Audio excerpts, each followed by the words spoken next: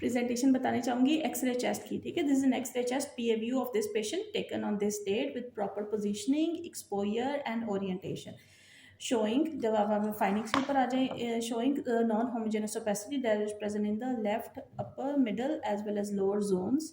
However, upper middle lower zones. However, there is trachea is central, no evidence of any widening of the media, and also there is a fibrotic band on the right side. However, the trachea is central. There is no evidence of any widening of the mediastinum, and aortic knuckle pulmonary conus is normal. Heart is normal in its transverse diameter, with no evidence of obliteration of cardiophrenic or costophrenic angles. No evidence of air on the diaphragm, collapse, cavitation, or fibrosis in the lung fields, or bilateral lymphadenopathy, hilar lymphadenopathy is present. However, there is no evidence of any crowding of lips or subcutaneous emphysema. That claim completes my presentation. आपने देखा कितनी खूबसूरती से with in 1 minute आपने ना पूरी x ray की presentation आपने उसको बता दी है। अब आपके पास 4 मिनट है बाकी उसके वाइवा को आंसर करने के लिए। I would like to make a list of differential diagnosis on the basis of my radiological diagnosis. According to this, there is a right-sided consolidation, most likely due to, could be because of pneumonia, or second could be because of due to pulmonary tuberculosis. Then उसके बाद next question पूछेगा, how will you investigate this patient and how will you treat this patient? I would like to do a list of general as well as specific investigations. For general investigations, I would like to do the complete blood count of this patient. उसके अंदर बता देना भाई हमने CBC करना है, उसमें haemoglobin level में देख लूँगी, WBC काउंट में देख लूँगी, ESR काउंट में देखूंगी क्योंकि मेरी ट्यूबरक्लोसिस की भी सस्पिशन है। इसके अलावा मैं देखूंगी RBS उसकी कैसी थी, कोई इम्यूनो कॉम्प्रोमाइज तो नहीं था। क्रिएटिनिन में देखूंगी, मैंने उसको एंटीबायोटिक्स देनी है, मैंने उसको ATT देनी है। इसके अलावा मैं क्रिएटिनिन देखूंगी, लिवर फंक्शन टेस्ट देखूंगी, आगे ATT मैंने शुरू करानी है।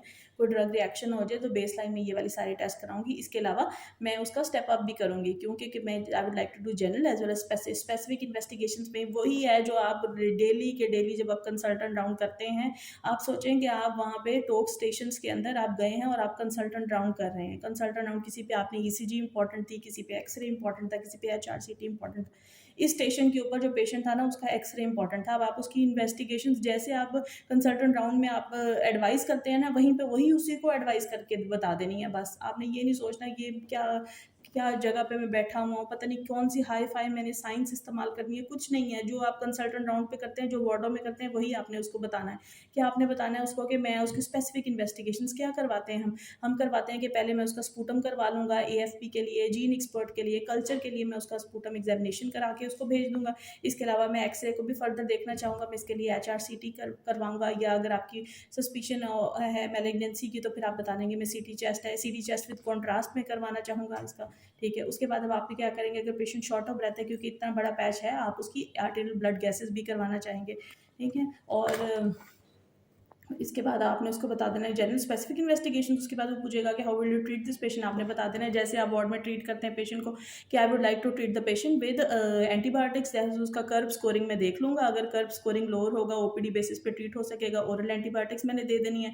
अगर कर्व स्कोरिंग हाई है तो आपको पता है कि मैं ऐड ऑन कर दूंगा, क्विनोलोन्स के साथ ऐड करूँगा। उसके बाद मैं उसको स्टेप अप करूँगा, मर्सा का कवर देना है वैंकोमाइसिन के साथ, लिंजोलिड के साथ, वो सारी आपने उसको बातें सारी बता देनी है जो आपने थ्योरी में पढ़ी है और जो आप प्रैक्टिकली भी वार्डों में देते होते हैं। उसके बाद अब आपने बता देना अगर एंटी सूडोमोनल कवर की ज़रूरत है तो उसको फर्दर में टैजोसिन के साथ, इमीपेनम, मीरोनिम के साथ में ऐड ऑन करूँगा। एंटीबायोटिक कवर है। और सबसे पहले आपको पता है, पहले मैंने बताया था, सबसे पहले आपने कहना है कि मैंने उसकी इमरजेंसी ट्रीट करनी है। पेशेंट इतने बड़े पैच के साथ आ गया, अगर उसकी ऑक्सीजन सैचुरेशन मैं बेड पे लिटा लूँगा, IV लाइन लगा लूँगा। अगर मेंटेन नहीं कर ऑक्सीजन सैचुरेशन, पहले मैं उसको ऑक्सीजन दूंगा, उसको मैं नेबुलाइजेशन दूंगा, उसको पहले मैं क्लिनिकली स्टेबल करूँगा।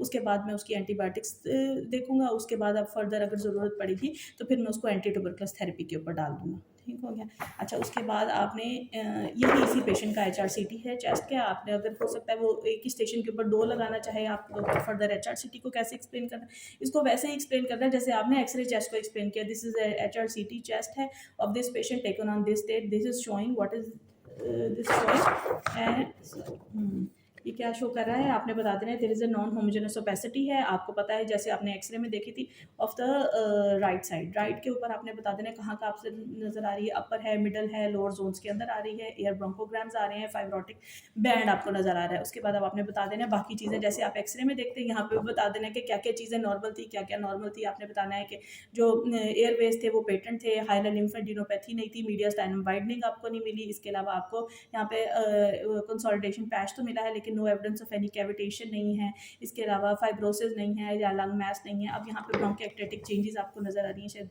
ब्रोंकिएक्टेटिक चेंजेस हैं लोअर जोन्स के अंदर आपको नज़र आ रही हैं, राइट में आ रही हैं, लेफ्ट पे आ रही हैं। पहले पॉजिटिव फाइंडिंग्स ऊपर बता देनी है, उसके बाद नेगेटिव फाइंडिंग्स आपने बता देनी है कि ये चीज़ें नहीं थी, क्या नहीं थी, कि कैविटेशन नहीं थी, कहीं का कोलैप्स नहीं था, कहीं के फाइब्रोसिस नहीं थे, hilar lymph nodes were normal है, कोई निमोथोरेक्स या प्लूरल डिफ्यूजन की एविडेंस नहीं मिला आपको, ना सबक्यूटेनियस एम्फाइजीमा का एविडेंस मिला है। That completes my presentation. उसके बाद बताने में radiological diagnosis is left sided है, कंसोलिडेशन है, मोस्ट लाइकली कंसोलिडेशन है विद फाइब्रोटिक बैंड है, इसके अलावा ब्रोंकिएक्टेटिक चेंजेस है, मोस्ट लाइकली रख लेना है कि it could be because of could be because of pneumonia, या सेकंड आपने रख देना है कि it could be because of pulmonary tuberculosis. उसने फिर वहीं से वही findings, how will you investigate, how will you treat this patient, वही आपने जो वार्ड में करते हैं वही उसको फर बता देना है, और आता है आपको सब कुछ आता है, कोई भी ऐसी चीज़ नहीं है जो नहीं है और वहाँ पर आपने आज के दिन ही पढ़नी है। ये आपके डेली के राउंड्स हैं जो आप वार्ड के अंदर करते हैं, और डेली की चीज़ें हैं जो आप वार्ड में करते हैं, वही उसको सिंपल बातें आपको बतानी है। अगर बहुत ज़्यादा हाई फाई बातें बताएंगे ना, तो वहीं से ही आपका वाइवा शुरू होगा। जो आप जनरल ट्रीटमेंट तो सबसे पहले बतानी है, पेशेंट को एडमिट कर लेना, आईवी लाइन लगा देनी है, ऑक्सीजन मैंने लगा देनी है, नेबुलाइजेशन मैंने कर देना है। Good luck.